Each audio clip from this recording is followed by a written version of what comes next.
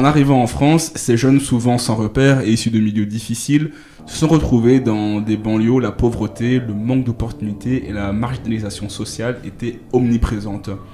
Beaucoup se sont tournés vers la délinquance comme un moyen de survie.